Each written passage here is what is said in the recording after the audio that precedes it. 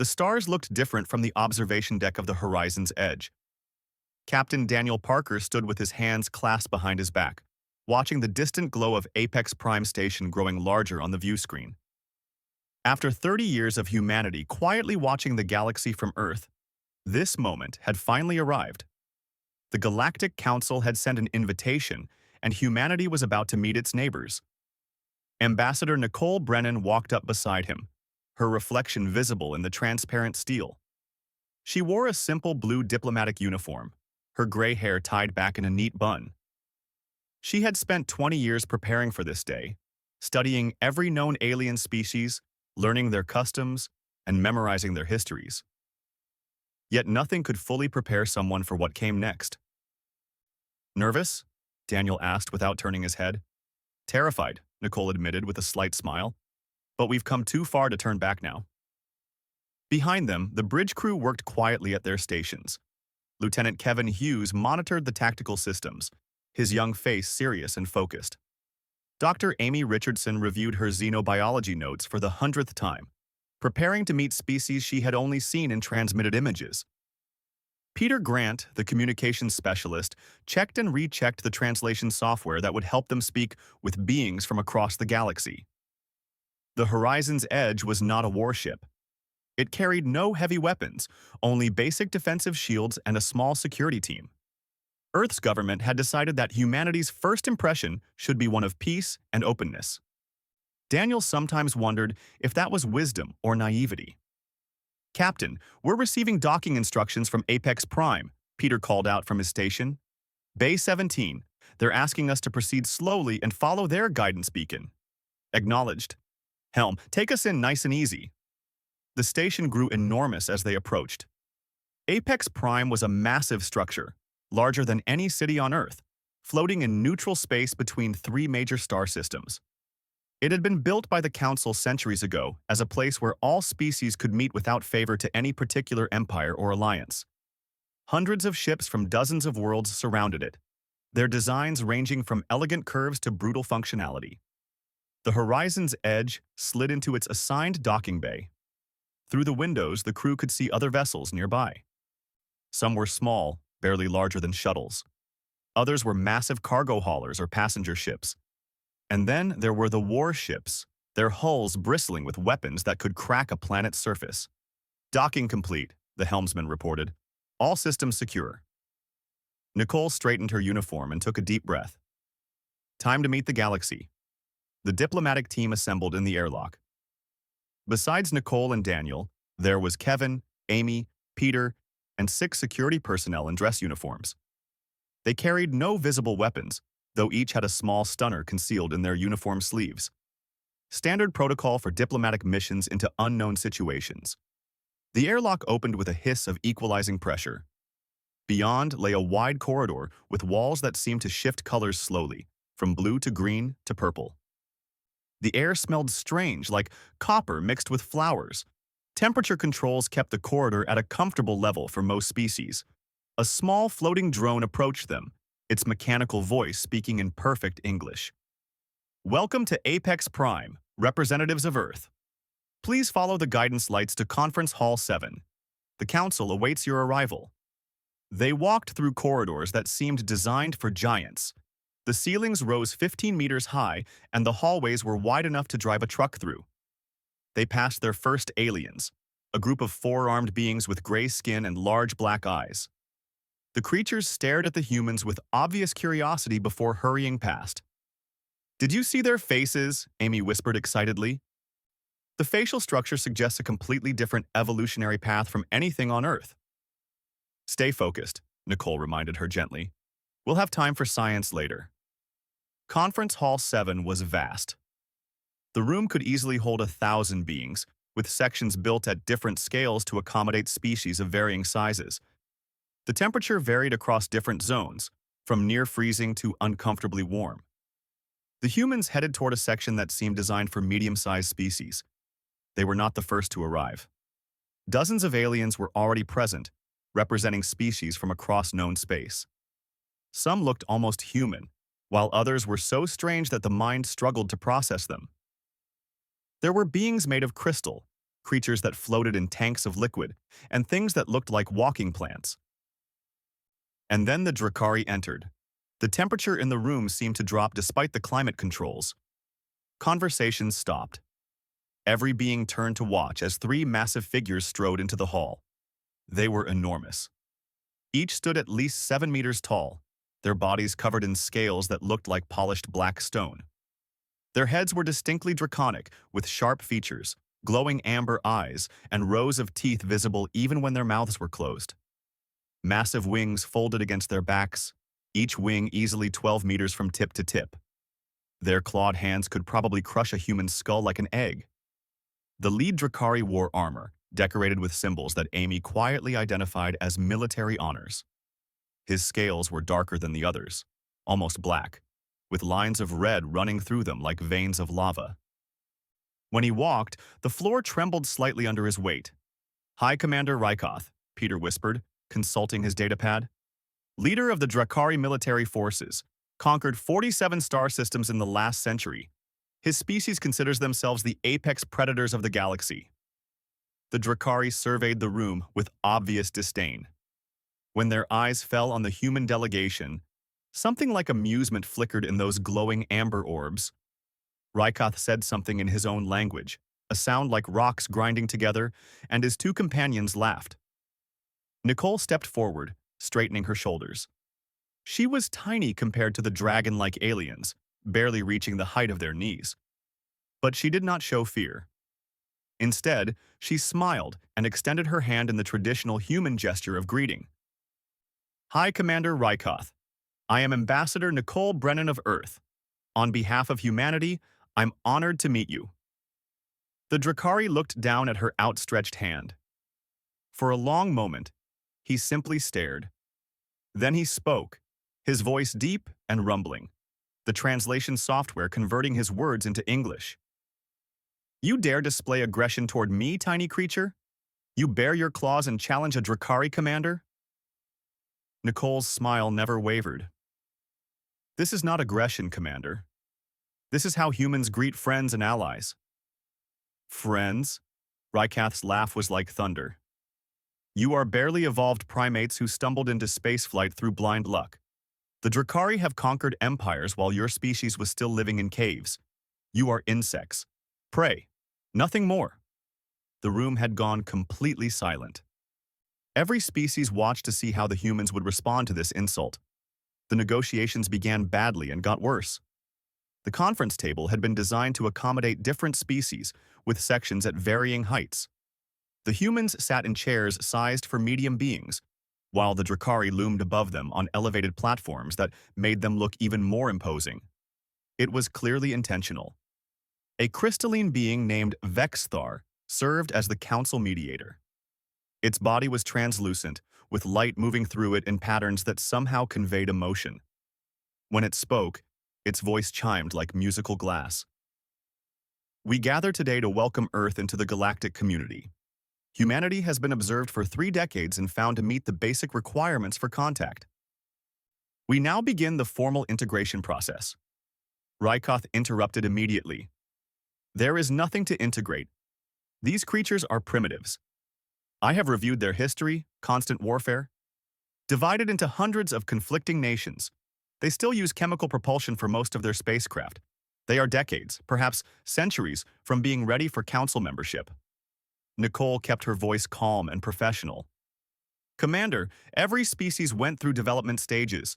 We acknowledge that humanity is young compared to galactic civilization. That's why we're here, to learn and to contribute what we can." "Contribute?" One of the other Drakari laughed. "What could you possibly offer? You have no territory beyond one small solar system. Your technology is primitive. Your species is weak and divided. You have nothing the galaxy needs." Amy leaned forward, unable to stay quiet. "We have scientific advances in medical technology, agricultural systems, and environmental restoration. Earth was damaged by pollution and climate change, but we reversed it. We've developed techniques that could help other worlds." The third Drakari spoke for the first time. "Helping worlds? The strong take what they need. The weak die. This is the natural order. Your species survived only because you had no real predators, no real competition. You are lucky, not strong. Daniel saw Kevin's jaw tighten. The young lieutenant was clearly struggling to maintain his composure. Peter was taking notes rapidly, recording everything. The other species in the room watched in silence, some with sympathy, others with the detached interest of observers watching something inevitable unfold. The first day of negotiations ended with no progress. The Drakari had dismissed every human proposal. They mocked Earth's technology, laughed at their diplomatic overtures, and made it clear they viewed humanity as barely worthy of attention. That evening, the human delegation gathered in their assigned quarters on Apex Prime. The rooms were comfortable but clearly designed for multiple species. The furniture could adjust to different sizes, and the temperature and atmosphere could be modified for different environmental needs. They're not going to negotiate in good faith, Kevin said, pacing back and forth. They've already decided we're beneath them. Most species here seem to feel the same way, Peter added, reviewing his notes. I've been monitoring communications. The general consensus is that we're too young, too weak, and too divided to be taken seriously. Amy pulled up holographic displays showing data she had collected. I've been studying the Drakari physiology. They're impressive, but they're not invincible. Their size requires enormous caloric intake. Their scales are resistant to energy weapons, but not necessarily to kinetic rounds. Their wings are actually quite fragile relative to their body mass. Are you suggesting we fight them? Nicole asked quietly. No, I'm suggesting we understand them. Knowledge is power, Ambassador. Daniel stood by the window, looking out at the stars. Something doesn't add up. The Drakari have conquered 47 systems, but the galaxy hasn't united against them. Why not? Fear, Nicole said simply. And habit. The Drakari have been dominant for so long that other species have learned to accept it. They submit, pay tribute, and survive. It's easier than fighting. The second day of negotiations was worse. Rykoth began by presenting what he called a generous offer. Earth would become a protectorate of the Drakari Empire. In exchange for 70% of Earth's resources, regular genetic samples from the human population, and complete access to all human technology, the Drakari would grant humanity protection and allow them to continue existing. The room fell silent. Even the other alien species seemed shocked by the audacity of the demand. Nicole took a long moment before responding. That's not a negotiation, Commander. That's conquest with paperwork. Call it what you wish, Rykoth replied. This is the best outcome for your species. Under Drakari protection, you will be safe from other threats. You will have access to our technology, our trade networks, our knowledge. All we ask is appropriate tribute. You ask for 70% of everything we have. That's not tribute. That's subjugation. Subjugation, protection, alliance, words. The reality is simple. You are weak. We are strong. The strong rule. The weak serve. This is how the galaxy works. Kevin stood up abruptly. That's not how anything should work. You're talking about making slaves of 4 billion people. One of the Drakari leaned forward, its massive head lowering to Kevin's level. Slaves? No, servants. There is a difference. You will have your freedom within the boundaries we set. You will have your lives. You will even have your little Earth to live on. Is that not generous? It's an insult, Kevin said flatly. The temperature in the room seemed to rise. Rykoth stood to his full height, his wings spreading slightly. When he spoke, his voice was a low growl that made the translation software crackle. Insult. You speak of insult. You are insects. Prey. I could crush you with one hand. I could burn your little ship to slag before your primitive systems even detected the threat. The fact that I am offering you anything instead of simply taking what I want is more generosity than your species deserves. Daniel moved to stand beside Kevin, placing a hand on the lieutenant's shoulder. Easy, he murmured. Nicole remained seated, but her posture had changed. She was no longer the diplomatic supplicant trying to make a good impression. She looked more like a poker player who had just seen her opponent's tell. No, she said simply. Vexthar's crystalline form flashed with alarm. Ambassador Brennan, perhaps we should take time to consider all aspects of this proposal. There's nothing to consider. The answer is no. Humanity will not accept vassalage under any species. We will not surrender our freedom, our resources, or our dignity. The room erupted. Several alien species began speaking at once, some in alarm, others in disbelief. The Drakari delegation stood together, their eyes glowing brighter with anger. Rykoth's voice cut through the chaos like a blade. You refuse? I refuse, Nicole confirmed. No species has ever rejected a Drakari offer. Do you understand what you have done? Nicole stood slowly, looking up at the towering dragon alien.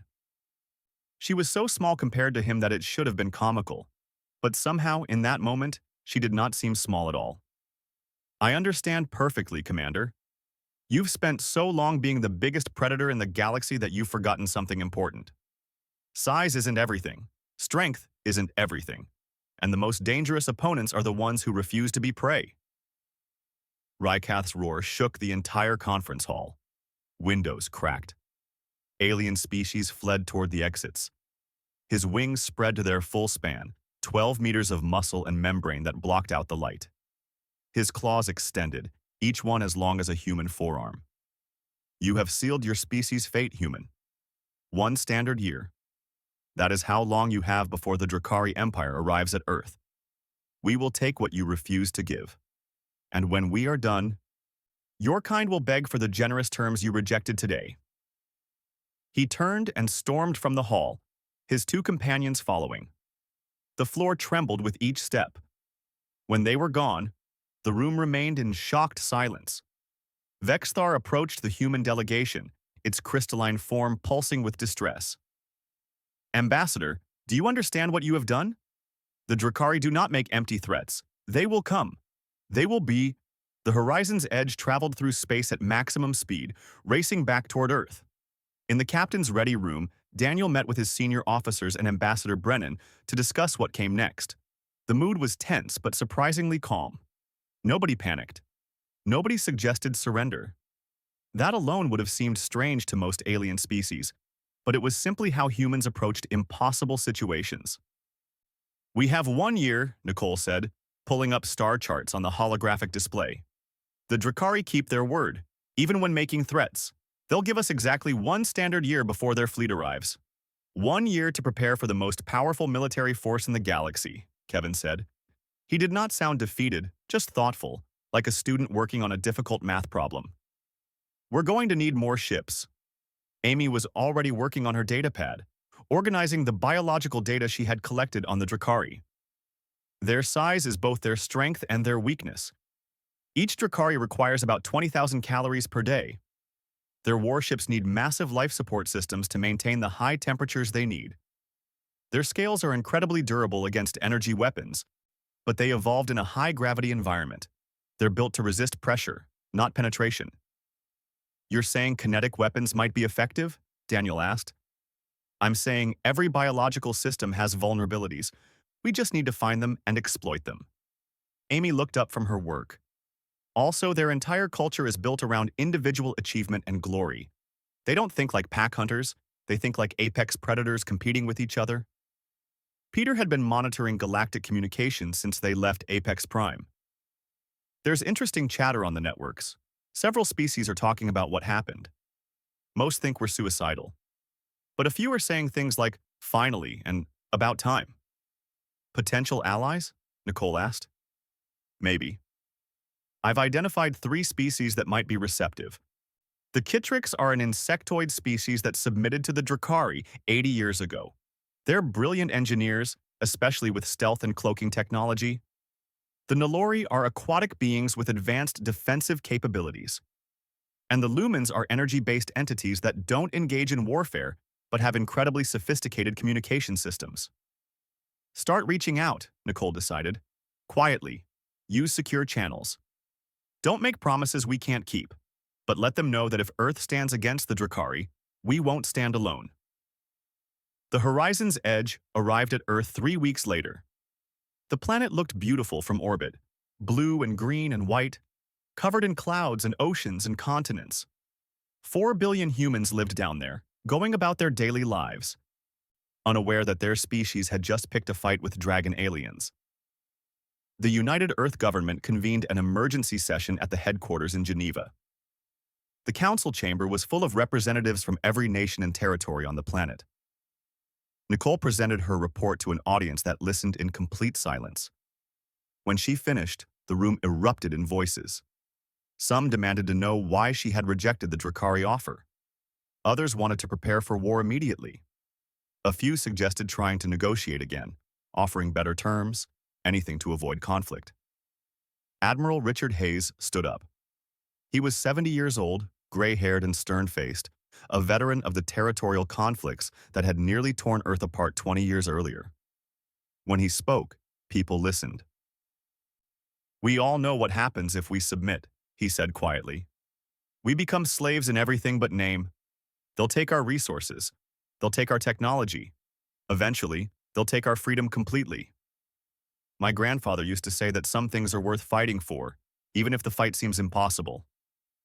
A representative from the Pacific Coalition stood.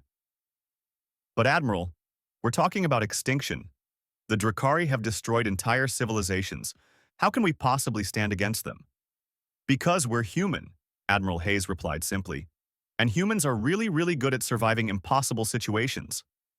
The council voted. It was not even close. Earth would not submit.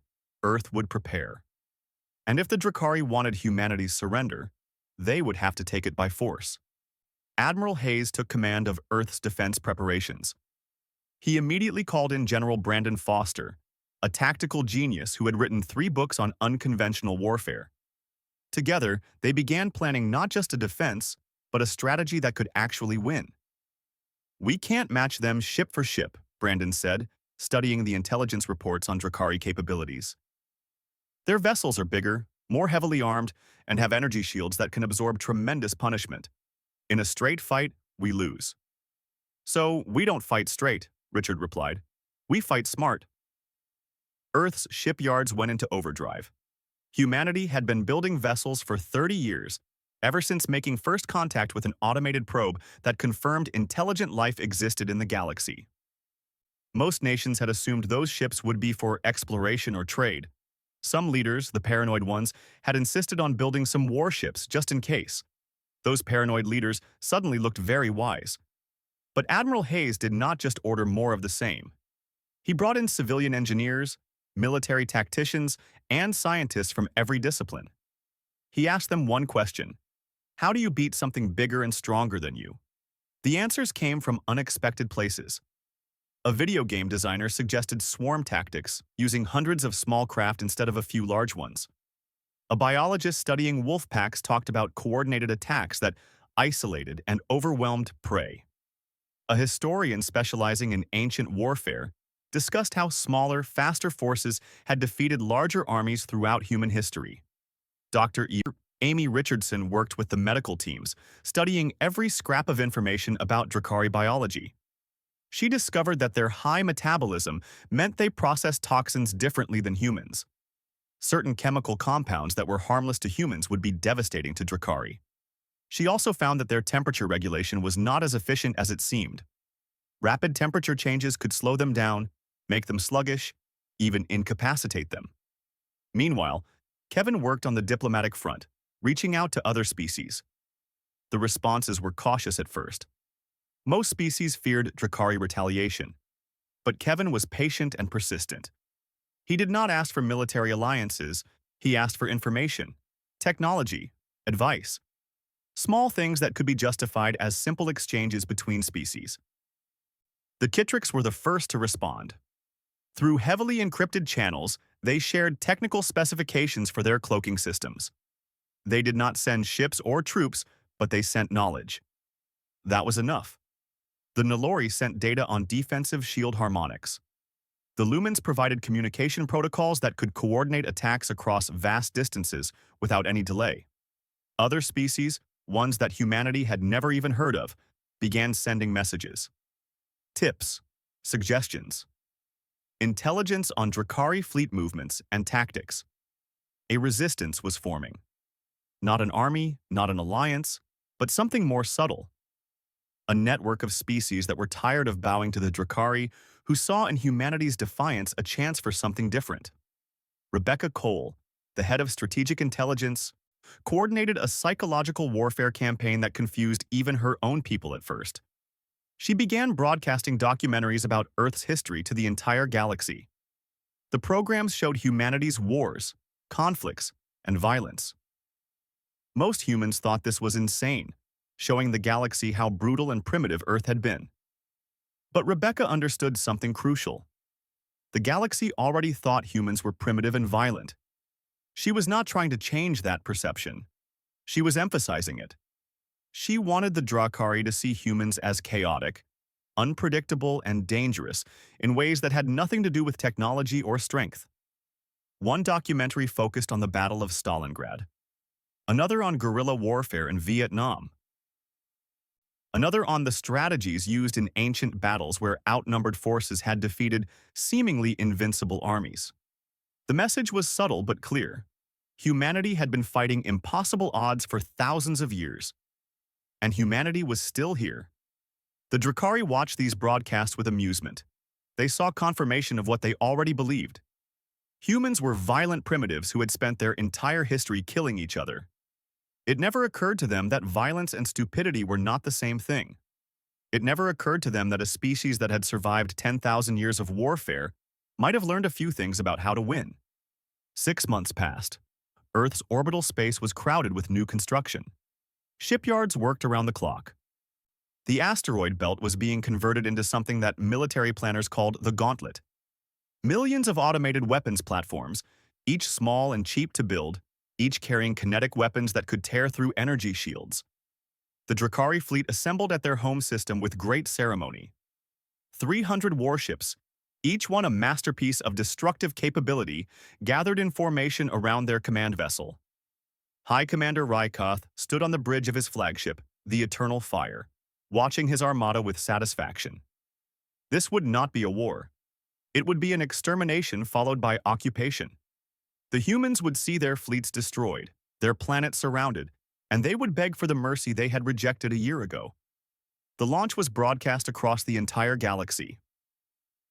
Every species with communication technology could watch as the pride of the Drakari Empire began its journey toward Earth. It was meant as a demonstration, a reminder of why the Drakari ruled and everyone else obeyed. 300 ships moving as one, each crewed by warriors who had trained their entire lives for combat. It was magnificent and terrifying in equal measure. On Earth, humanity watched the broadcast in silence. There was no panic, no riots, no mass evacuations. People went to work. Children went to school. Families had dinner together. If the world was about to end, humans seemed determined to face it with dignity. Admiral Hayes watched the Drakari fleet from his command center. Analysts and tactical officers surrounded him, tracking the enemy's progress through space. The fleet moved at impressive speed, but space was vast. It would take them 3 weeks to reach Earth's solar system, even at maximum velocity. "They're not hiding anything," General Brandon Foster observed, studying the sensor data. "Full power signatures, no attempt at stealth.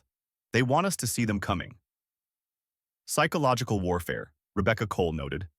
"They want us to spend 3 weeks terrified, knowing what's coming. They expect us to crack before they even arrive." "They don't understand humans very well, do they?" Admiral Hayes said with a slight smile. "We don't crack. We get angry." The 3 weeks felt like 3 days. Earth's defense forces made final preparations. Ships moved into position. The gauntlet in the asteroid belt powered up its millions of automated weapons. Volunteer crews said goodbye to their families and boarded vessels that might not survive the coming battle. Everyone knew the odds. Everyone went anyway. Ambassador Nicole Brennan sent out one final message to the galaxy. It was simple and direct.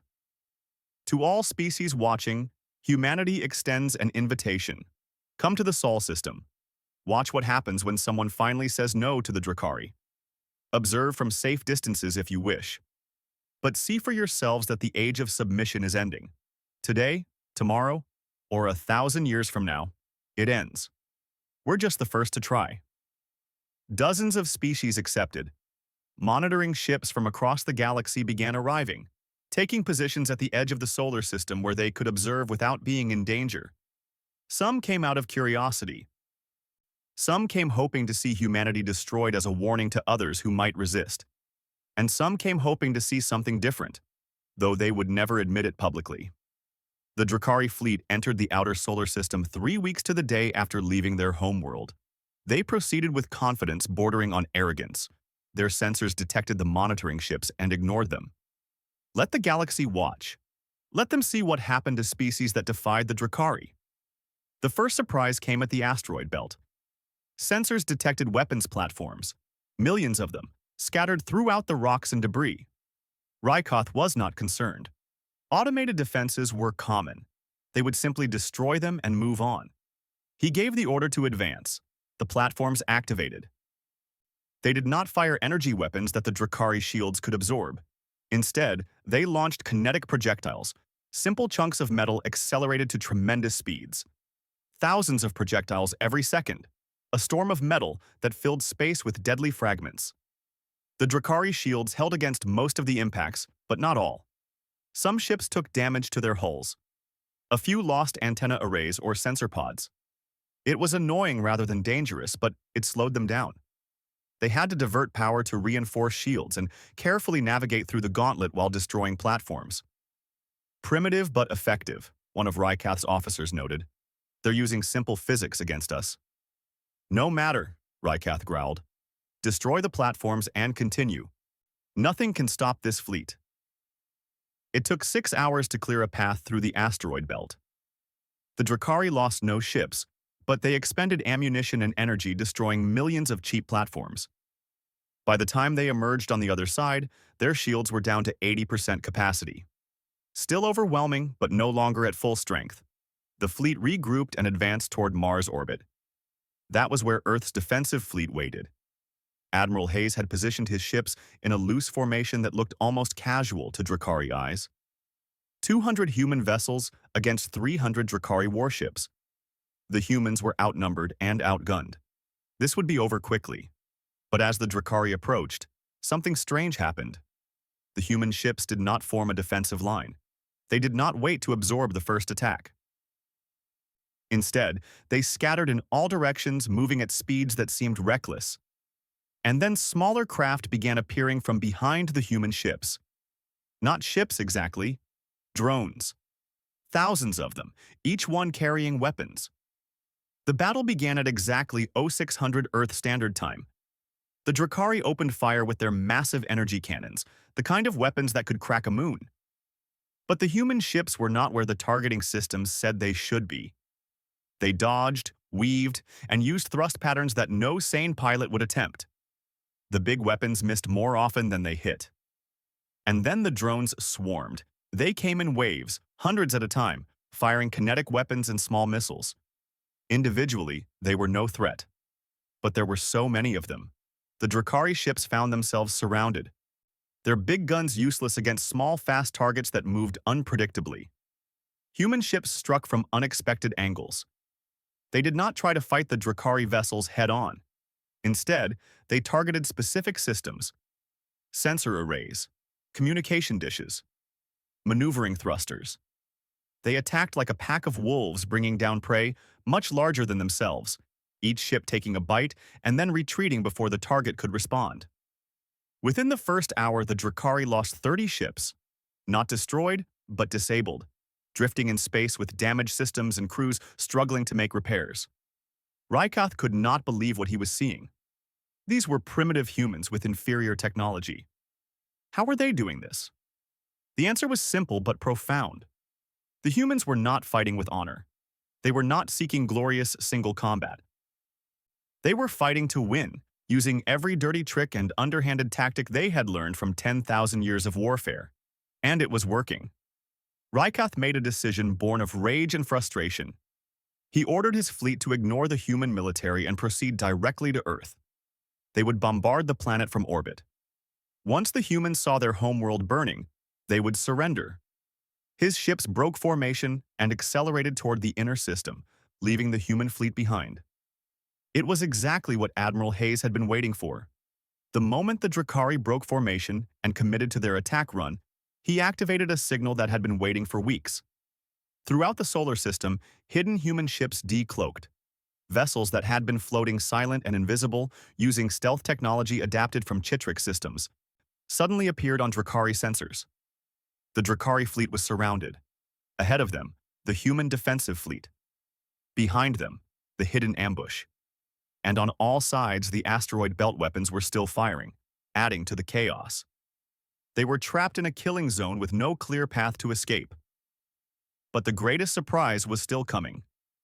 New ships began. The eternal fire was dying.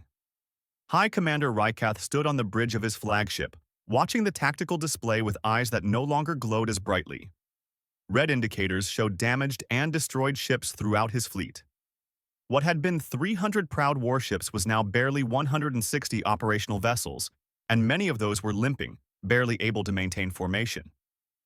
His communication officer, a younger Drakari named Kreth, spoke hesitantly. "Commander, we have multiple incoming messages from our ships. They request orders.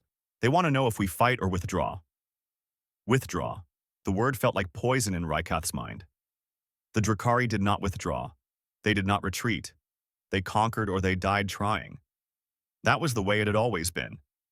But as he watched another of his ships go dark on the tactical display, Rykath realized that tradition and pride meant nothing if everyone died for them. "Open a channel to the human command ship," he said quietly. The bridge fell silent. Every Drakari present stared at their commander. Some with shock, some with shame. One brave officer spoke up. "Commander, we can still fight. We can still reach Earth.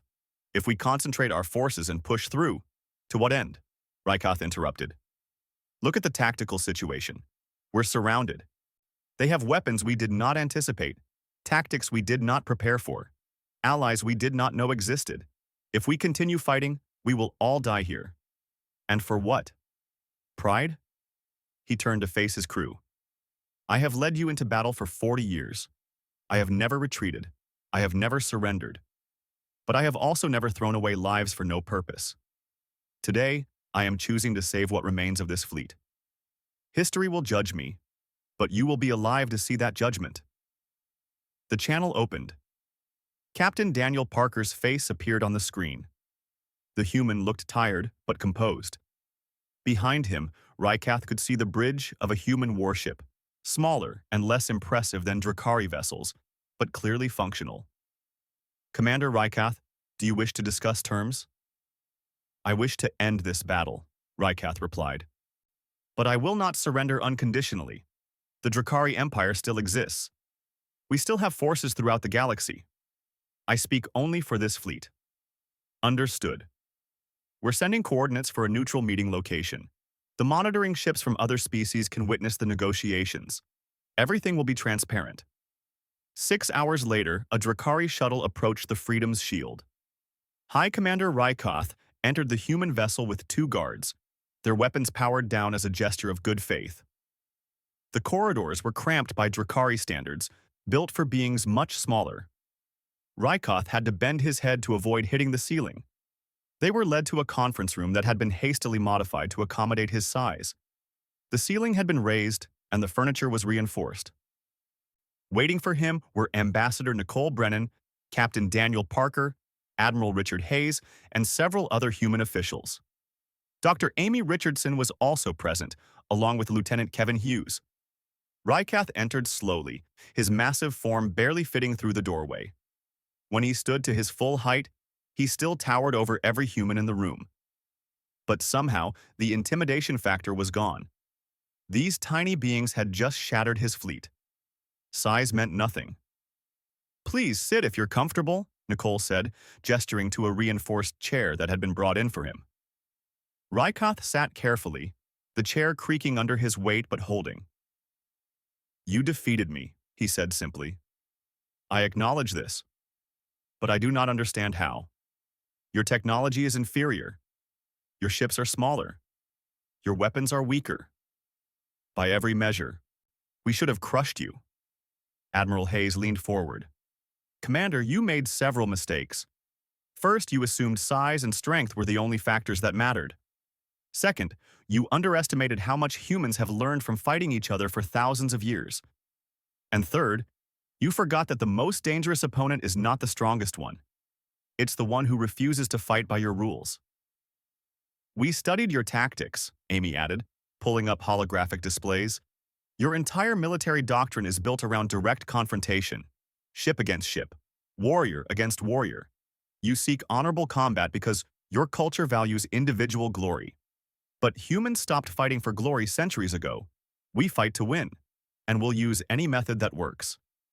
Rykoth absorbed this information slowly. So you are without honor? You have no code? We have plenty of codes, Kevin replied. But they don't include letting our species be enslaved because fighting smart is somehow dishonorable. You can call our tactics cowardly if you want. We call them effective. Show him the recordings, Nicole said quietly. Amy activated holographic playbacks of the battle. Rykoth watched as human forces used tactics that no Drakari commander would ever consider. Ships fleeing from direct confrontation, only to circle back and attack from behind. Drones swarming like insects. Weapons targeting systems instead of seeking glorious destruction. Allies coordinating attacks across vast distances with precision timing. You fought like prey animals, Rykoth said, but there was no mockery in his voice now. Cunning, coordinated, using your weaknesses as strengths. Prey animals survive, Daniel pointed out. Apex predators go extinct when their environment changes. Humans are survivors, Commander. We've outlasted ice ages, plagues, asteroids, and our own stupidity. We're very good at adapting. Rykoth was silent for a long moment. Then he asked the question that had been burning in his mind since the battle turned against him. Why did other species help you? The Chitrix, the Nalori, even the Lumens. They submitted to us decades ago. Why risk Drakari retaliation to help humans they barely know? Nicole smiled slightly. Because we gave them something they hadn't had in a long time. Hope. When we refused your ultimatum at Apex Prime, we showed the galaxy that submission wasn't the only option. When we prepared to fight despite impossible odds, we proved that resistance was possible. And when we reached out to other species not as conquerors, but as potential allies, we offered them something your empire never did. Partnership instead of domination. We contacted over 30 species during our preparation, Kevin added. We didn't demand they fight for us. We asked if they wanted to fight for themselves. Most said no, and we respected that. But those that said yes, we treated as equals. We shared technology, we coordinated strategies, we built something together. Rykoth looked around the room at these small, fragile beings who had just changed the galaxy. What do you want from me? From the Drakari Empire? Peace, Nicole said simply. Not submission, not tribute, just peace. Your empire can continue to exist. Your people can maintain their territory and sovereignty. But the age of conquest needs to end. The age of forcing other species to bow needs to end. Join the Galactic Council as partners, not as masters. And if the Drakari Empire refuses, if our emperor decides to send more fleets, Admiral Hayes answered that question. Then we'll fight again, and next time we'll have more allies, more ships, better tactics. We've shown the galaxy that the Drakari can be beaten. That knowledge alone changes everything. You can't put that back in the box. Rykoth understood the truth of those words. Even if he returned home and mustered every Drakari ship in existence, the galaxy would no longer cower before them. Other species would resist. They would form alliances. They would use human tactics and human weapons. The Drakari could probably still win through sheer force, but the cost would be enormous. And for what? To rule over species that hated them and would resist at every opportunity? I will take your terms to my emperor, Rykoth said finally. I cannot promise he will accept them. The Drakari have ruled through strength for centuries. Change does not come easily to us. We understand, Nicole replied. But tell your emperor this. Humanity is not going anywhere. We're here. We're part of the galaxy now, and we're going to keep saying no to anyone who tries to dominate others. If the Drakari want to be our enemies, that's their choice. But we'd much rather be friends. She stood and extended her hand, the same gesture she had made at their first meeting. This time, Rykoth understood what it meant. Not aggression, not submission. Just an offer of connection between equals. Slowly, carefully, he reached out and touched her small hand with one massive. 3 months after the battle at Earth, the Galactic Council convened at Apex Prime for the first time in 50 years with every member species present. The chamber had been expanded to accommodate the crowds. Representatives from over 60 civilizations filled the vast space, all coming to witness what many were calling the most important meeting in galactic history. The Drakari delegation arrived first, as was tradition for the most powerful military species. But this time, they did not strut with confidence and dominance. High Commander Rykoth led a group of Drakari diplomats, including their emperor's personal representative. They moved with dignity but not arrogance, acknowledging other species with nods rather than dismissive glances. Ambassador Nicole Brennan arrived with the human delegation.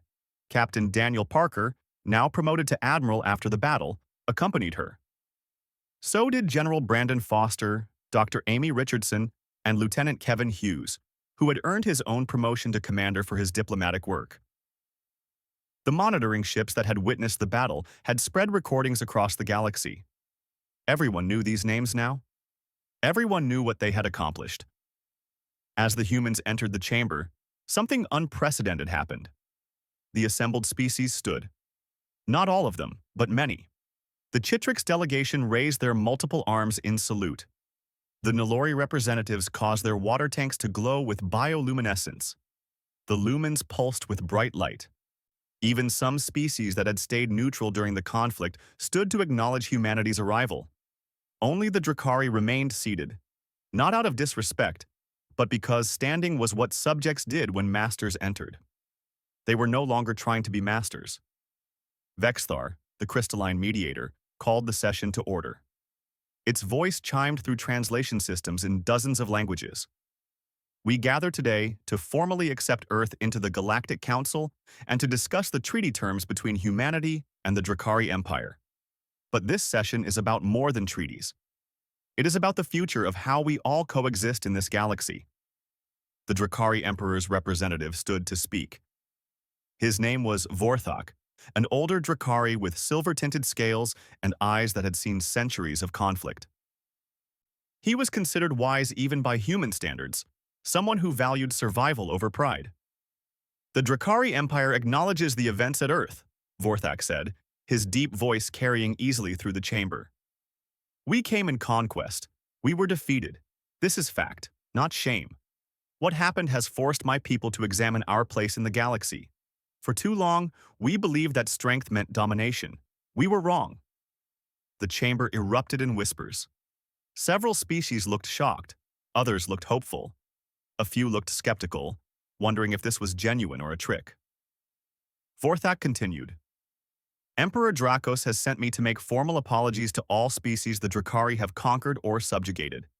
We cannot undo the past, but we can choose a different future. The Drakari Empire will honor the treaties signed at Earth. We will pay reparations to species we have wronged, and we will work to earn our place in this council as partners, not overlords. Nicole stood to respond. The people of Earth accept this statement in the spirit it is offered. We did not fight to destroy the Drakari. We fought to be free. We fought so that all species could be free.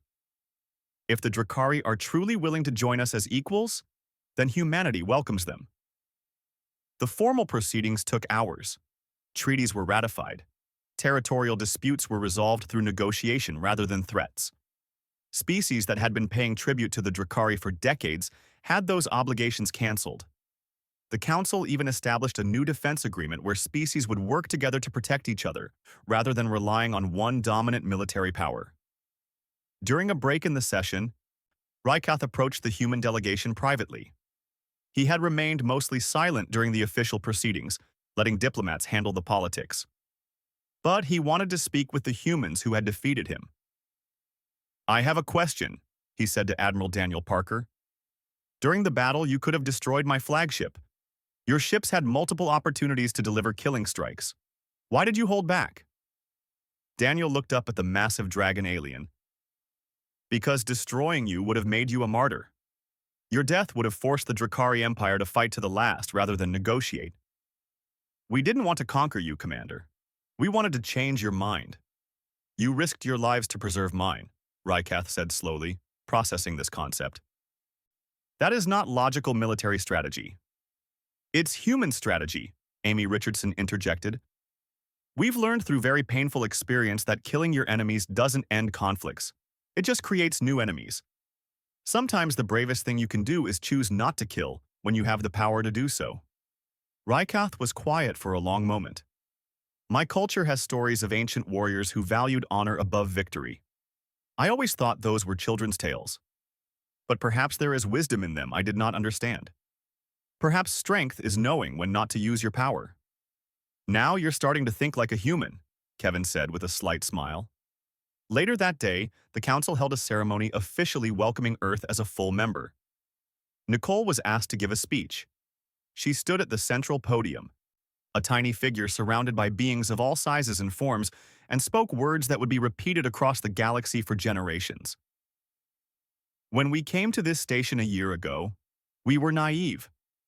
We thought diplomacy meant being polite and agreeable. We thought showing weakness would prove we weren't a threat. We were wrong. Real diplomacy is not about being weak. It's about being strong enough to stand for what matters while being wise enough to seek peace first.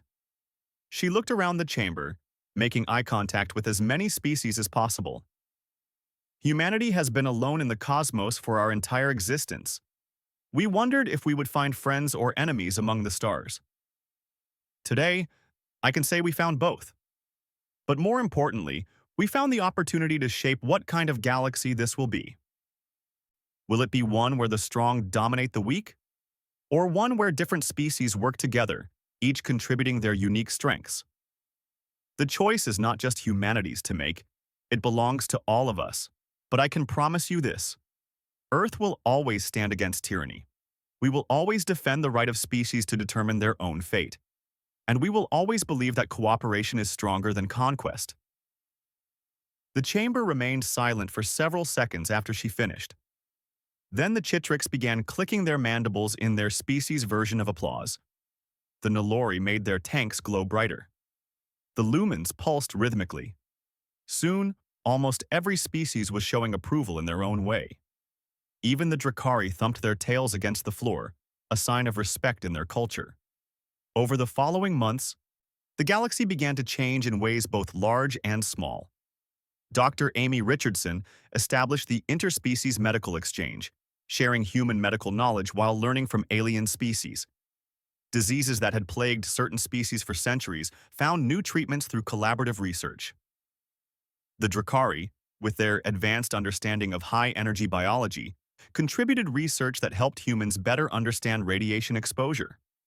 General Brandon Foster worked with military leaders from multiple species to create a joint defense force. Not an army of conquest, but a coalition designed to protect against external threats and pirates. The Drakari, despite their history, became valued members due to their combat experience. They learned to fight alongside others rather than alone, and they became better warriors for it. Commander Kevin Hughes established the Diplomatic Corps, training humans and aliens together in the art of negotiation and cultural understanding. His first lesson to all students was simple: never assume you understand someone just because they look weak, strange, or different. Some of his best students were young Drakari who had seen their empires humbling and wanted to build something better. Admiral Daniel Parker commanded the Joint Exploration Fleet Pathfinder, a vessel crewed by dozens of species working together. They charted new star systems, made first contact with isolated civilizations, and proved that species could work side by side for common goals. The ship's success inspired others, and soon multiple joint crews were exploring the galaxy. Rebecca Cole's psychological warfare programs were repurposed for education. Instead of broadcasting human warfare to intimidate, Earth began sharing art, music, literature, and philosophy with the galaxy. Other species reciprocated, creating an explosion of cultural exchange that enriched everyone involved. 1 year after the battle, Nicole Brennan returned to Earth for the first time since the conflict. She stood on the observation deck of the orbital station, looking down at her home planet. Blue, green, and white, beautiful and fragile. 4 billion humans living their lives, most having no idea how close they had come to extinction. Admiral Richard Hayes joined her, his old frame moving slowly but steadily. Thinking deep thoughts, Ambassador? Just remembering how scared I was when I said no to Rykoth, Nicole admitted. I didn't know if I was being brave or suicidal. Turns out you were both, Richard said with a slight smile. The line between bravery and stupidity is usually determined by whether you survive. Do you think it will last? The peace? Richard considered the question carefully. Not without work. Peace never maintains itself. But we've proven something important. We've shown the galaxy that strength comes in many forms. Military power is one form, but diplomacy, cooperation, innovation, and the stubborn refusal to give up are strengths too. The galaxy is starting to understand that. The Drakari are changing, Nicole observed. Slowly, but it's real. Some of their younger generation actually want to study on Earth. Can you imagine that? Times change, species change. We just have to make sure we change in the right direction. They stood in comfortable silence, watching Earth slowly turn beneath them.